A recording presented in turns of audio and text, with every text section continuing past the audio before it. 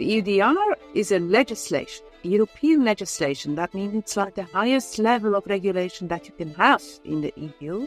And it is designed to stop import products related to deforestation. European Union Deforestation Regulation, EUDR, ready or not?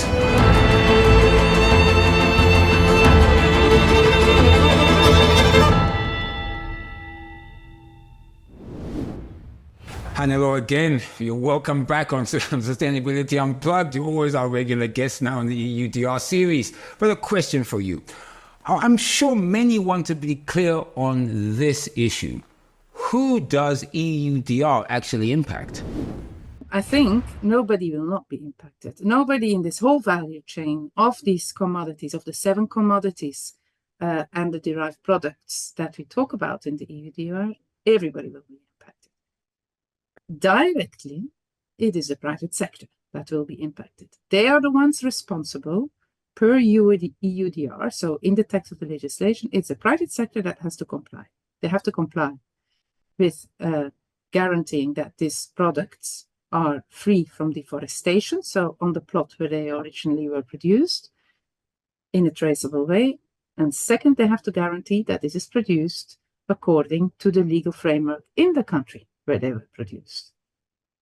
So that's a private sector responsibility.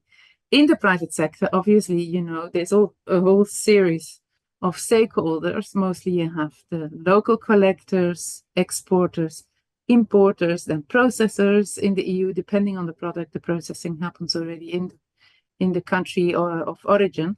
But very often it's several private sectors, yeah? So several links of private sectors, which in itself is already a problem, yeah? Because they have to rely on each other's information. The processors in Europe, I give an example, might not have any contact in the field with these farmers there. So they have to rely on the information from the other private sector. So already when I say that directly impacted are the private sector that have to find systems, even that is a very nuanced statement, because the private sector between each other will also play a role. It's not just one private sector stakeholder that has the responsibility. It's a series, and the link and the flow between the private sector actors that needs to be organized, while many are competitors. Yeah? So this shows the complexity. Secondly, the government will be impacted. The governments of the producing countries will be impacted. Why? Firstly, they might want to facilitate the work of the traders and the roasters, or roasters or processors, or of the farmers involved, just to make sure that they don't run away from their country. They might, if their country becomes a perception like it's very high risk for deforestation, or my God, you can't trace anything back in that country, you know, or there's a lot of cheating in the value chains, then of course the traders and processors that want to import to the EU will be chased away. That's the first country we drop. So governments might want to create some enabling environment, facilitation, so that at least the traders or exporters know where to start to implement this EUDR. Secondly, what is clearly expected from the governments to implement such a EUDR legislation is to have complete clarity about the legal framework in the country affecting these commodities and these value chains. Because it's one of the 2 requirements of the EUDR. So your product should be very low risk for deforestation, plus it should be produced and traded in accordance with the legal framework. But who knows this legal framework? Legal framework, it can be on land use, it can be on registration of farmers or smallholders, it can be on trade, it can be on deforestation, it can be on a lot of aspects. But these countries don't always have it clear even with themselves. You know? Second, they have to share it, their interpretation, because they put themselves at risk. What if they share it and we find that many of the farmers or the collectives are not compliant with the local? So it is not such an obvious question. Give us your legal framework. because there's many ministries involved. It's not just the Ministry of Agriculture, it's also the Ministry of Trade, it's also the Minister of Environment, and sometimes other ministries that would be involved to get the legal framework clear. So even that one is not so obvious, but that's the government that needs it. Then thirdly, so we had already the traders and the private sector, which is not just one stakeholder per shipment. The second, we have the government. Third, well, the farmers will be affected. The farmers will be affected because they have to, they will be monitored sometimes, and hopefully they are aware that they're monitored and that their lands will be monitored, but even their compliance with legislations will be monitored. They might have to invest themselves to be part of a more transparent value chain. You might have to use your voice and come up for your right, like, hey, I'm producing here, don't forget me, I'm still here. So, and of course, the big risk is that these farmers could maybe just be dropped because they're difficult to reach. Nobody's really dealing directly with them.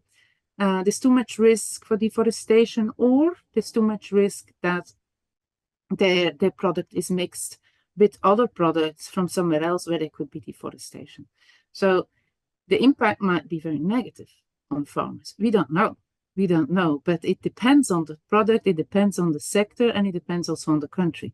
But there is a serious risk for farmers. Also, when a shipment is rejected, obviously it's very bad for the importer or the processor if the shipments have to be turned back. But it's also bad for the farmers. In the end, this coffee will be sold cheap. No importer will dare to import again from that place. So directly or indirectly, the farmers can be impacted negatively, just as much that they could be impacted positively. And I think it's this opportunity that they could be impacted positively that we all have to look at, under which conditions and in which contexts and with which facilitation tools can farmers also have an opportunity of the EUDR, which should be possible. I mean, why not? But the way it's been launched with such a short transition time, 18 months, as I said, but then not everybody was informed in the beginning about the EUDR. So in reality, it's shorter. Plus, we deal with products produced via agriculture. So we have an ecological cycle, reproduction cycle, which we have to. So these 18 months is very short, to really make sure that it lands in a positive way at the farmer level. So yes, the farmer will be affected, and let's hope that we can turn that positively, but there's a serious risk that we can't do that timely. And then lastly, last but not least, the consumers in Europe will be affected. The price for EUDR coffee will be more expensive, as we will only have EUDR coffee in Europe only. The coffee will just be more, the coffee and the products, the rubber, the cocoa will remain more expensive. And I think there's two effects that will probably play. The first effect is that there's additional costs involved for the traders and the roasters to prove that this coffee is deforestation free. So we talk about the monitoring systems for deforestation, the traceability systems, producing due diligence, keeping data storage, all additional risk assessments that you need to do. So that increases costs. But secondly, there will probably be less coffee available on the market for EU. So it's not just the extra cost of the investments that you need to do to make it compliant. It's also that there's other markets growing for most of these products. So, and that is proven. These markets are growing. So there is a real chance that there will be less of these products available for EU, and that they will give priority to these other continents or trade blocs rather than the EU. So I think these two effects will play a role. And then, of course, there's maybe a third small factor. There will be links in the value chain that don't want to just cover their costs that they've made, for EUDR compliance, but also ask a premium on top of that. So that you want to create some extra margin on it. And I think it will depend on the product and the country from which they source. But so the EU consumer will pay more. There's no escape for that. And that fits, I think, in the whole reasoning that we want to internalize the costs of externalities for which we normally don't pay in the market. We don't pay normally for the fact that you didn't deforest, sorry. So we would pay for that, yeah.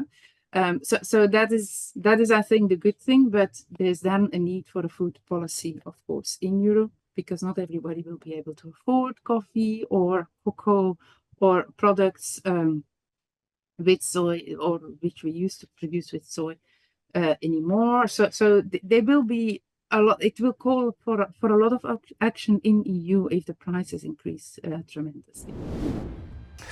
To recap, everyone in the value chain of the 7 commodities and derived products will be impacted. And there are complex, nuanced implications. Most directly, the private sector actors in all their complexity, governments of producing countries in terms of policy and legal frameworks, naturally farmers and their consumers. The question is, will that cup of coffee that you love and I love cost more in the future?